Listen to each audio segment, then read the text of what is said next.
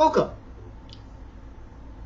When last we were together, I had just taken delivery and unboxed my newest computer, a Power Mac G5 from 2003. You may recall that it was rather badly damaged in shipping, and the eBay seller was very kind about rectifying that situation. So I have this free Mac. As far as how it runs, well, it's working right now. I am recording this very recording on that computer, which is in front of me.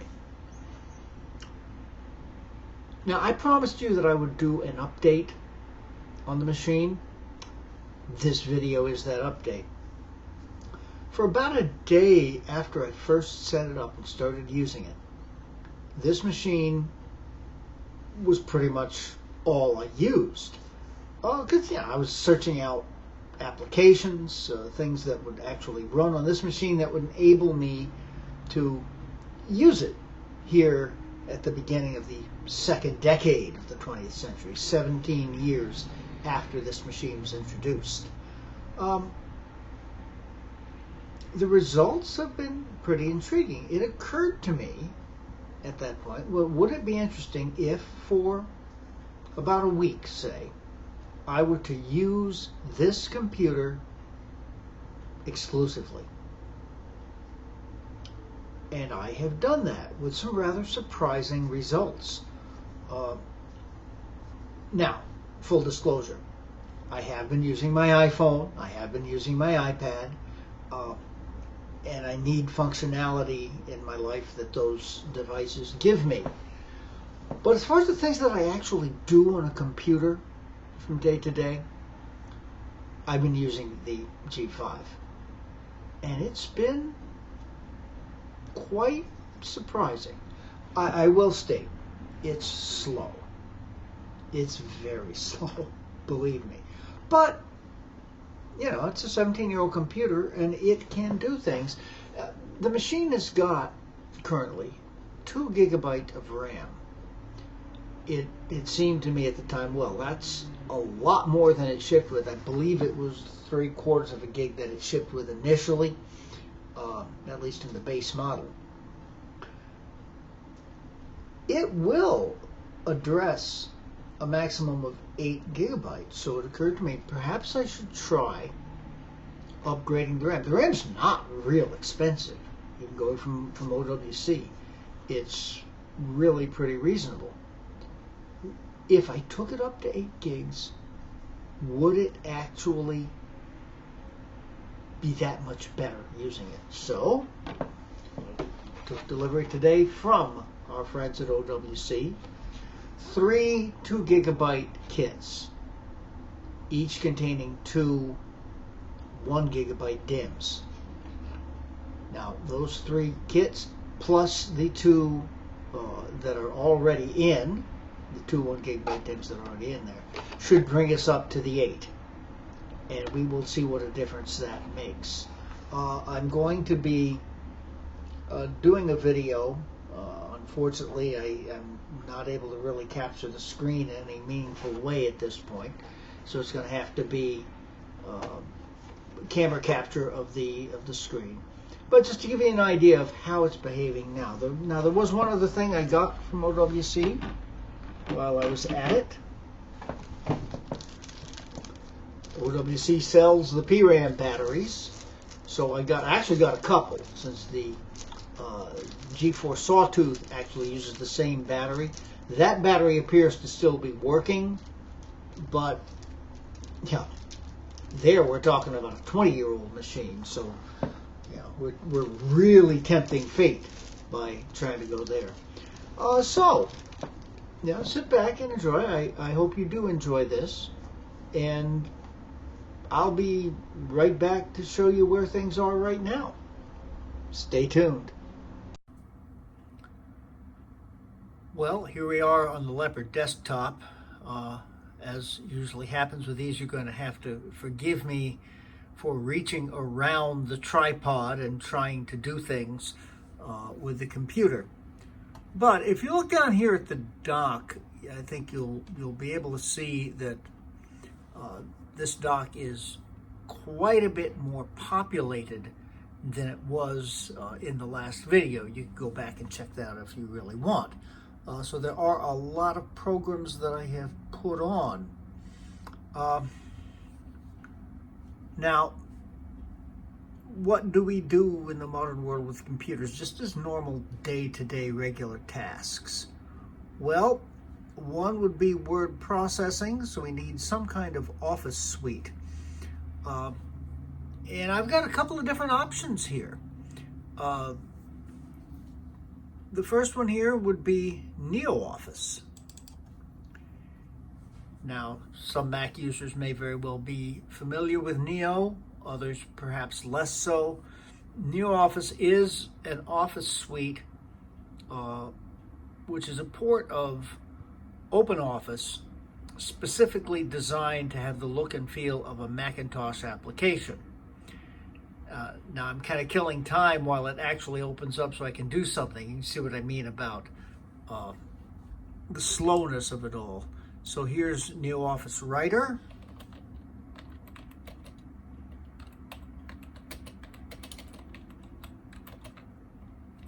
Oops. Like I said, I'm reaching around the tripod.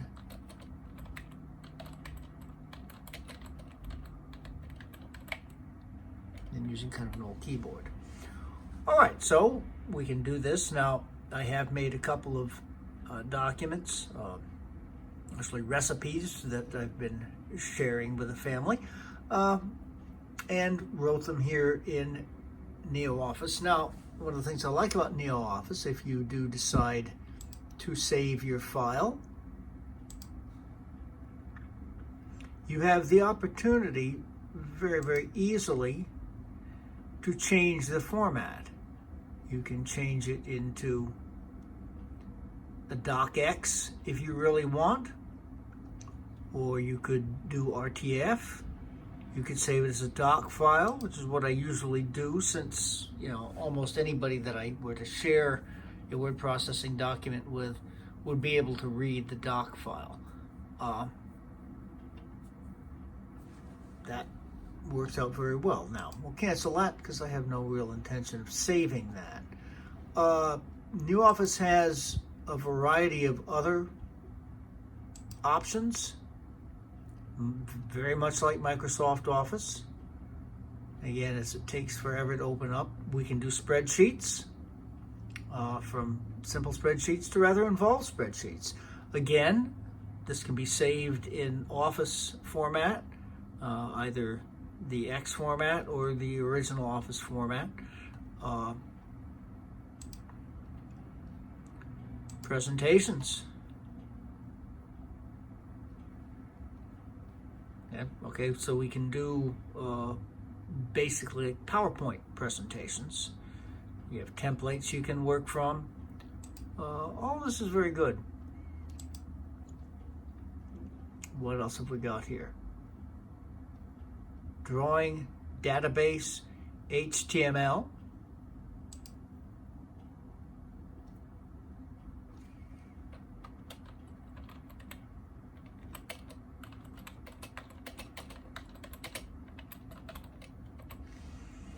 So you can create web pages, you can put pictures into it, you could then upload that to whatever server host you're using, and it'll be there as a web page. Now, reality, it is no more advisable to create your web pages using NeoOffice than it would be to create them using Word.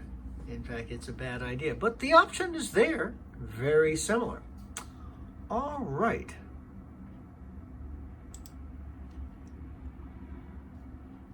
Now, by the way, in getting this software, the modern versions of NeoOffice, and it's available on the App Store today, they now charge a little bit money. It used to be free, but it's not super expensive, and it's a very, very versatile Office program.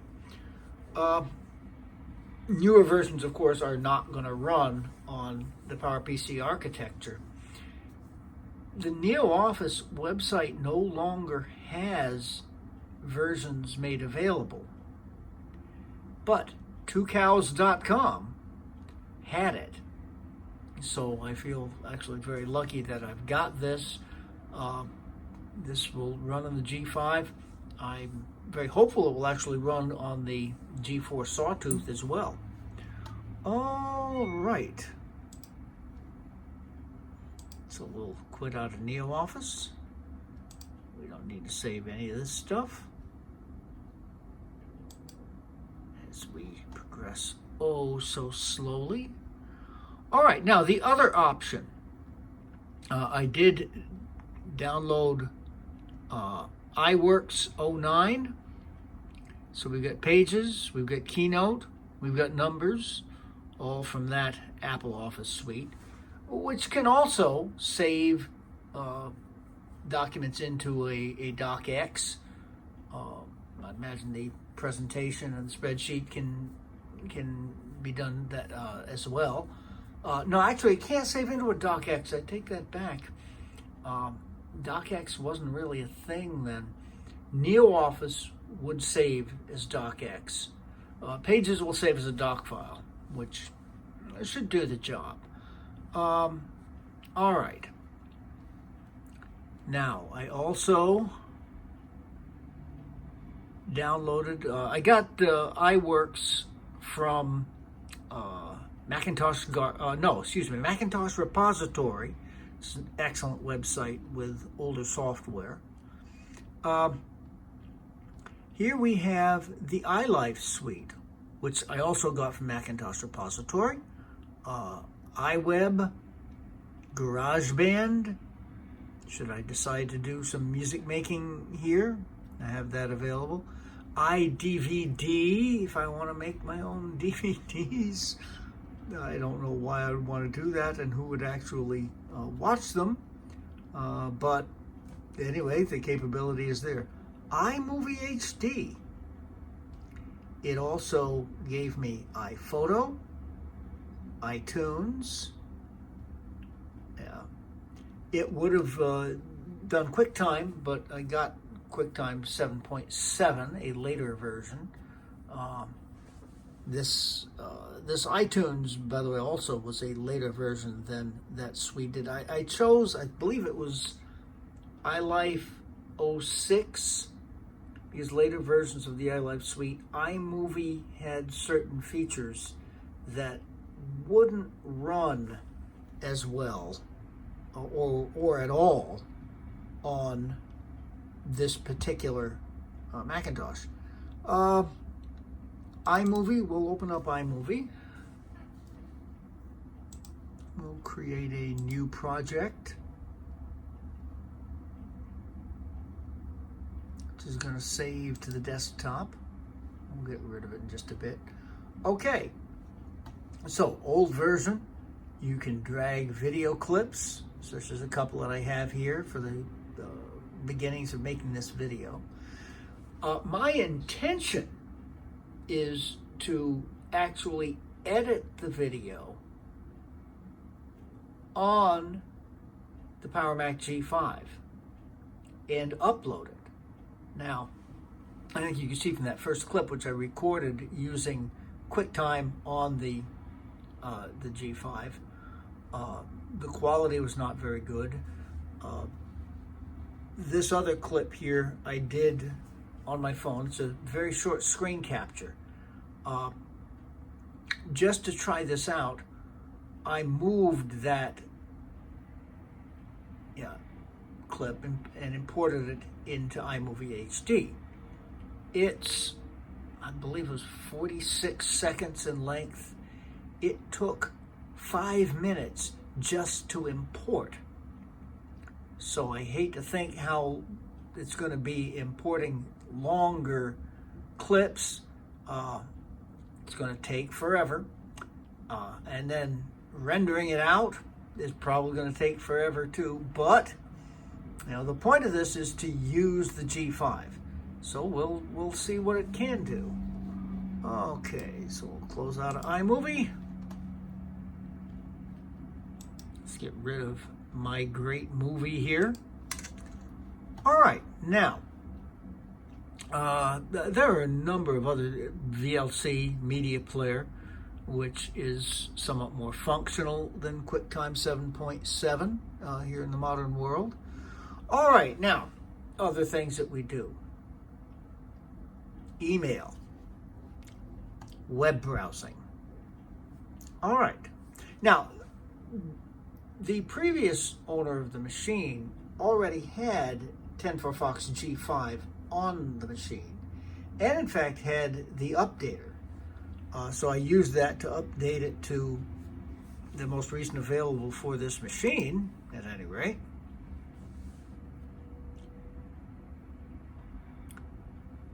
And that actually opened up pretty quickly. We look at about 10-for-Fox. This is Feature Parity Release 18, which is the most current. You can see the information about it. It's based, of course, on Firefox, as the name 10-for-Fox would indicate. And I find this has been excellent in terms of being able to browse the internet. Of the places that I've tried to go, and I've been quite a few places on the internet, there's only one I found that causes a problem.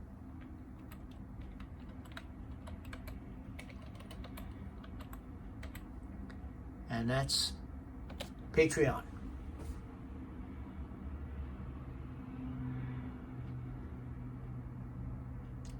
Now this is what happens. It says down there, read Patreon.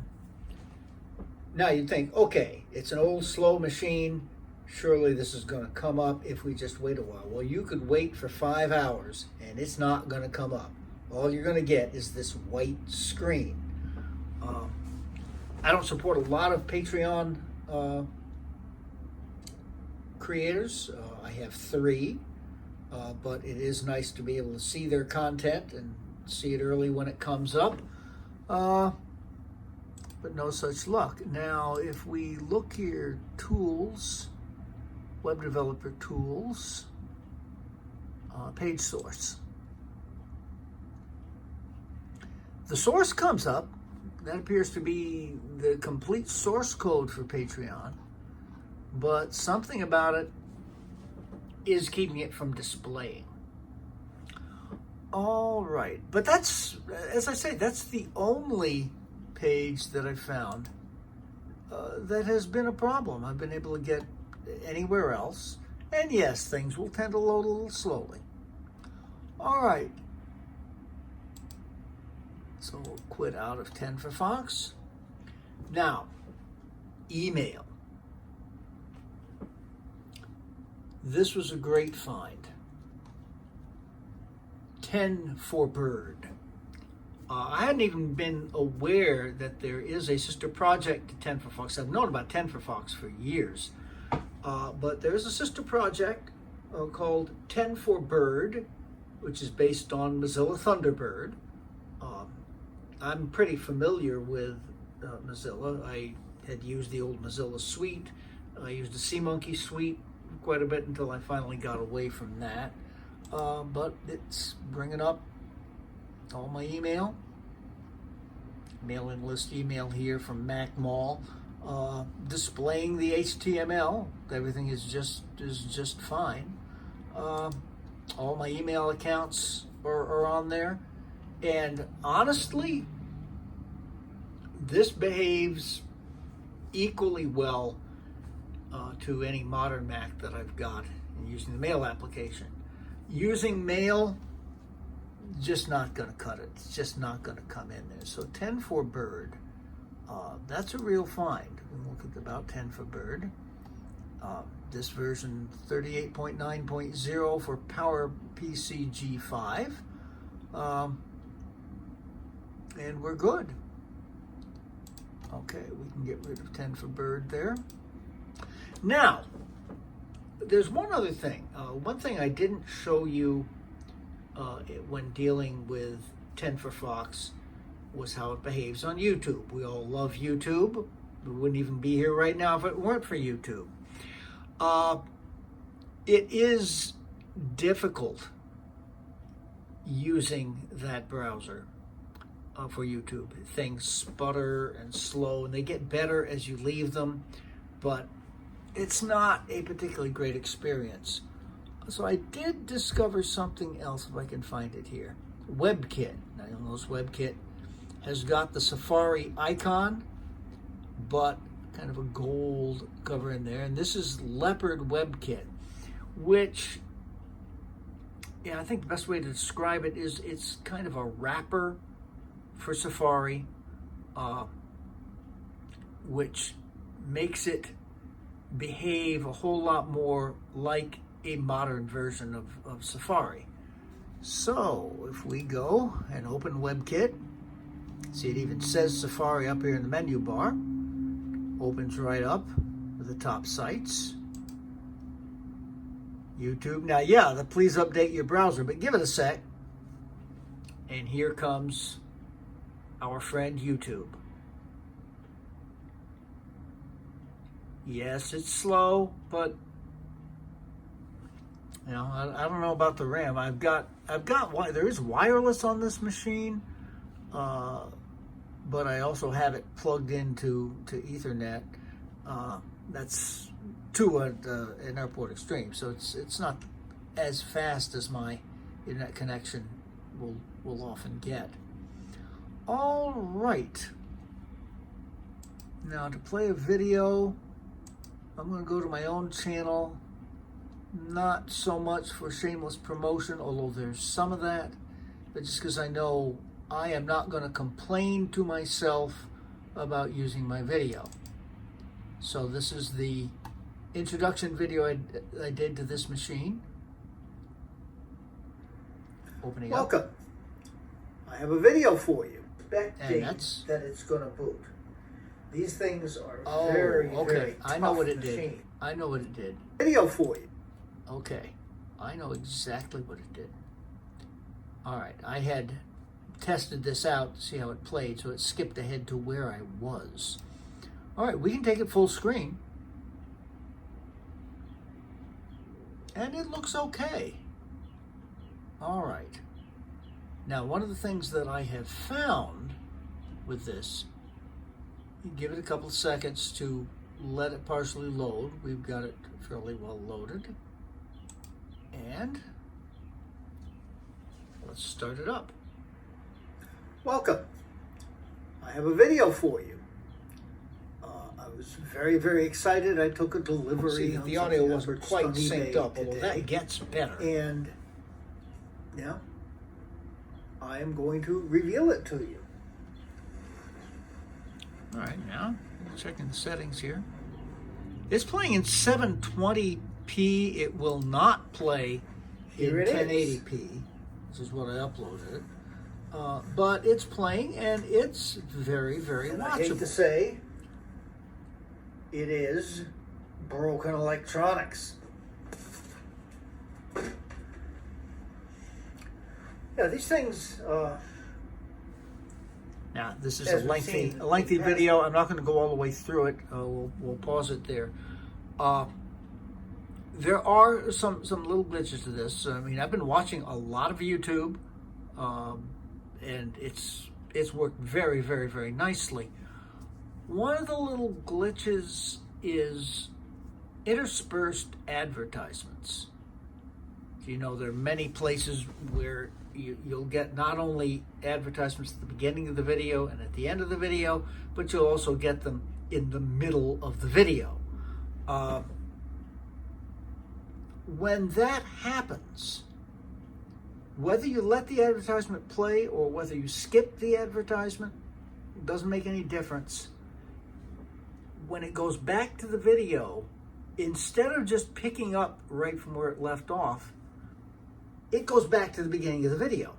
Now, if you're patient with it, after about 15 seconds, maybe 20 seconds, it'll skip back to where you were. So that is kind of an annoyance, but all told, WebKit works very, very, very nicely. Can you hear that? The fan's ramping up. It's not something you ever really hear on a modern Mac. Even the Mac Pros, as powerful as they are, I'm never aware of those fans. But you're chugging away, just going there. I was browsing Macintosh Garden looking for applications. I spent a day and a half just going over and over and over things, downloading things for this Mac and for future possibilities. There's one other thing I wanted to show you here. I demonstrated how 10 for Fox just couldn't deal with Patreon at all. So let's go to Patreon.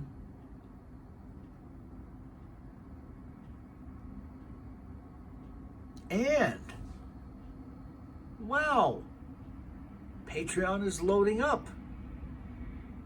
Well, don't get too excited, but by all means try this. If you go through this sort of thing at home and you have more success, let me know. But there was, Greg Rutke of Rutke Mods, whom I give a small amount of money to on Patreon, has had a couple of videos on it. I wanted to see them. So we'll come into it, we'll log in. Well, yeah, you can put in your email, you can put in your password, but you notice the little spinning thing here. That's where you would click to log in. Now it's the same thing. You get to, okay, it'll be all right. It'll load up. It's just a 17-year-old computer taking its time. Again, you could sit here all day. I've left this page open, just sitting there for hours while doing other things. This is all you ever get. Now again, let's see, in Safari, it's, view source. The source is all there, it's all loaded up, but yeah, you can't sign in. I've signed in other things. I signed into my account on YouTube. I signed in on eBay with no problem. A variety of other things. Logins in and of themselves are not a problem, but it's not going to work on Patreon. Okay, so I think you've got a bit of a sense. It's actually not that bad, but it does get slow. We're going to upgrade the RAM now, and I'll get a bit of a feel for how it is. If in fact it seems very much improved, I will be back with more. Okay, so stay tuned. This is the G5 attempting to stream the Super Bowl. I will give 10 for Fox credit. It is at least trying, but clearly it can't keep up. Leopard WebKit wouldn't even try to load it. It just gave up entirely. Now, there's only the 2 gig of RAM in here right now. I'll be curious to see what happens if I try streaming something else. Once I get that full 8 gig that it'll take in there. Maybe that'll help. But hey, it's a 17-year-old computer. Well, time for the upgrade. Before I dive into this, where this whole Power Mac thing is falling down is with the video, which should not really be that surprising. Getting video from my phone to the Power Mac was a pain. With a short clip, I was able to mail drop it. I had hoped to be able to simply transfer video from the phone to the Power Mac without involving another Mac, aka the Mac Pro. That long camera capture screen clip, there's no way. I couldn't mail drop it, So I had to airdrop it to the Mac Pro, put it on the Samsung T5 drive, and then plug that in, and that got there. But the Power Mac couldn't deal with that. So I had to go back to the Mac Pro,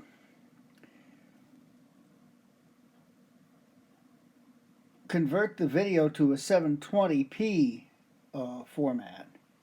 Then the Power Mac was able to cope with that, import it into iMovie, and there we go. So I'm trying now to record this using my 7th generation iPod Touch, in hopes that the weaker camera of this device might actually play better with the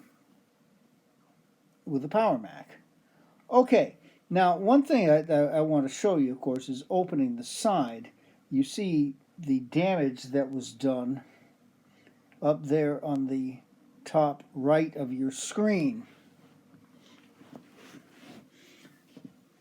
Pardon me. So, I flip the switch. The door is simply supposed to come off, but it catches right there. So,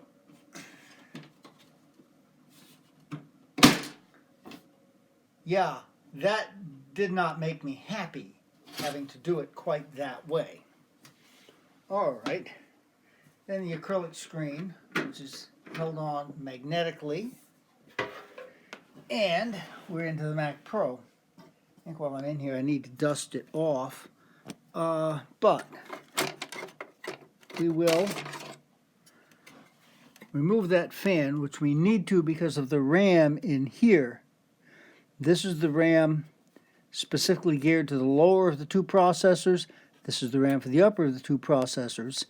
Noticing that there are 3 slots free on each one, I will now populate all of those. In addition to that, you can see up there,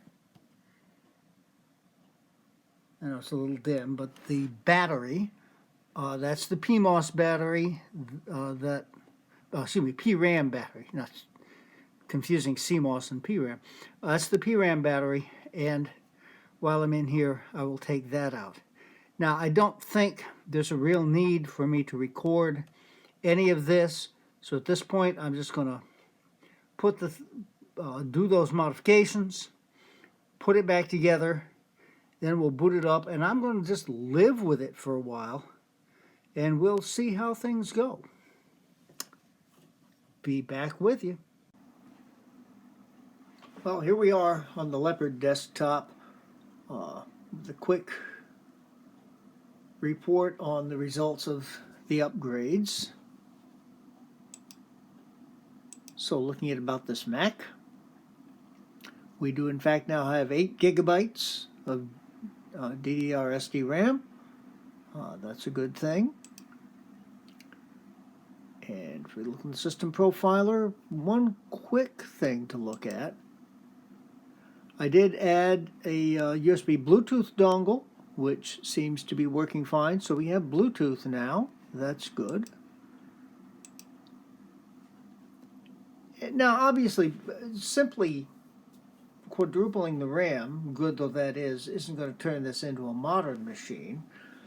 But if you can remember how things used to open up, let's have a look at NeoOffice. Neo tends to be slow to open, even on modern systems. It's a little bit slower here, but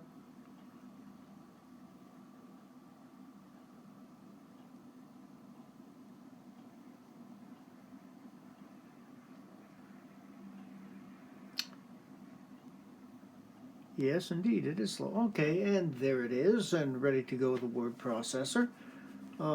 So, yes, if you're in a real hurry, this is probably not the system for you, but better anyway. 10 for Bird, the email program,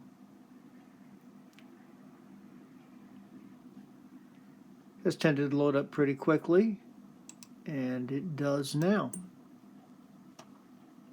Another email came in. We'll look at that later. 10 for Fox.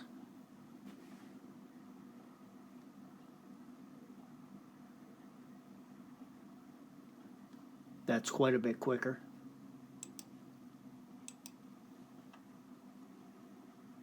So we seem to have done something with that upgrade.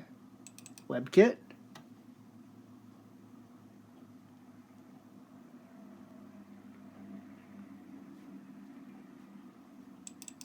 Onto YouTube.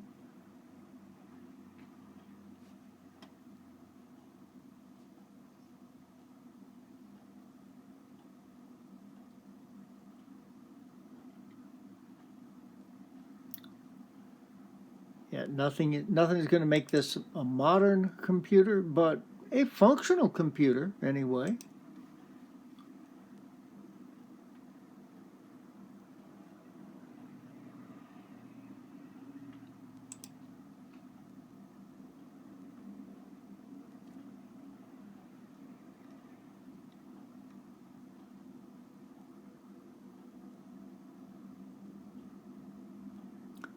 Let's see.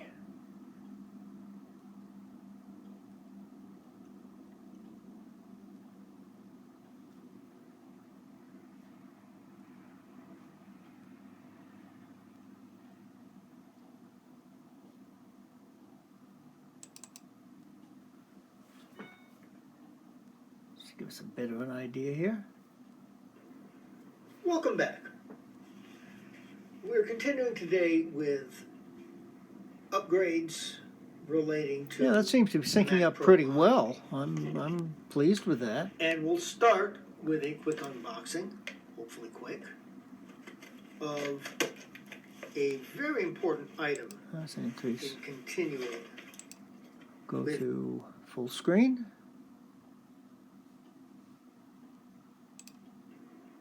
Welcome back.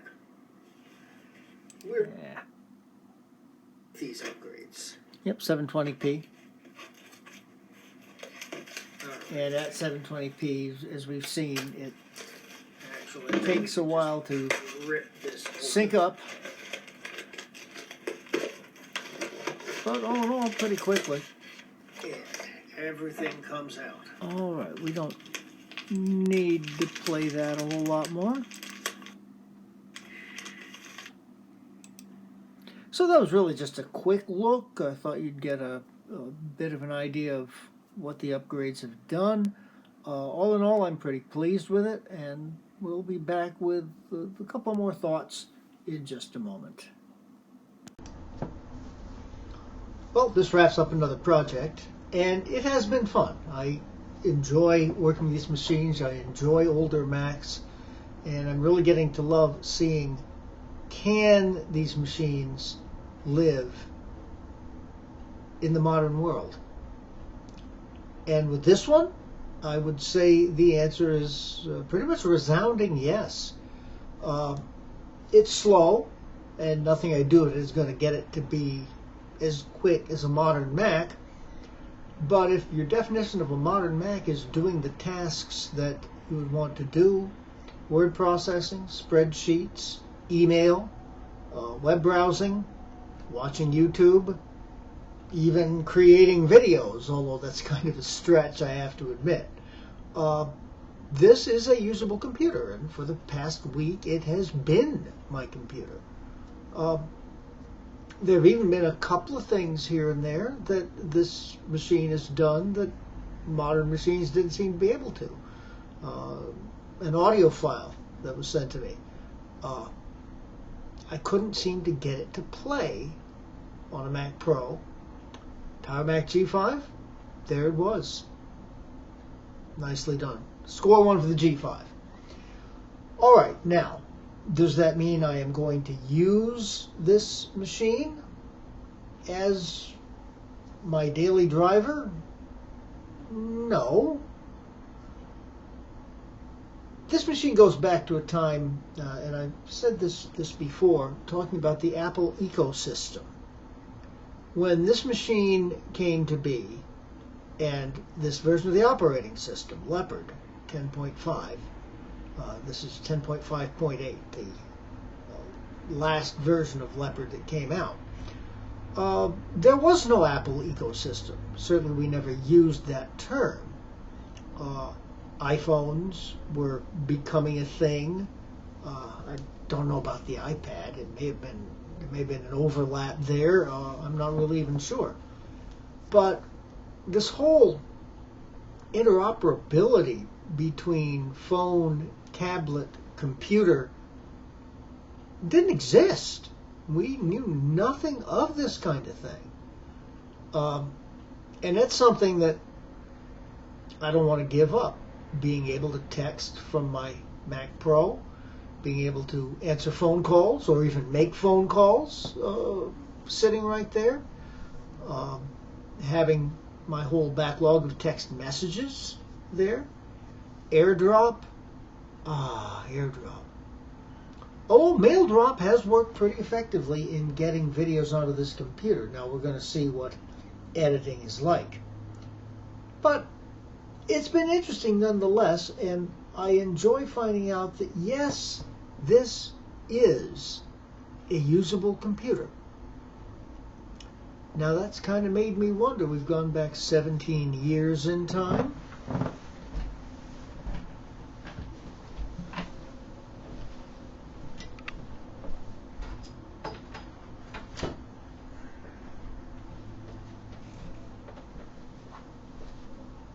Perhaps we should try going back 20. That, of course, is the Power Mac G4 Sawtooth that I put in an earlier video. I'm going to give it a try again. This is going to require some more extensive upgrades, which I am planning on doing. And yeah, we'll see. Can I live for a week using a Sawtooth as my computer? Stay tuned for that. I'm finding this kind of thing to be very interesting. And thank you very much for joining me. And maybe next week around this time or so, you'll see something again. Take care.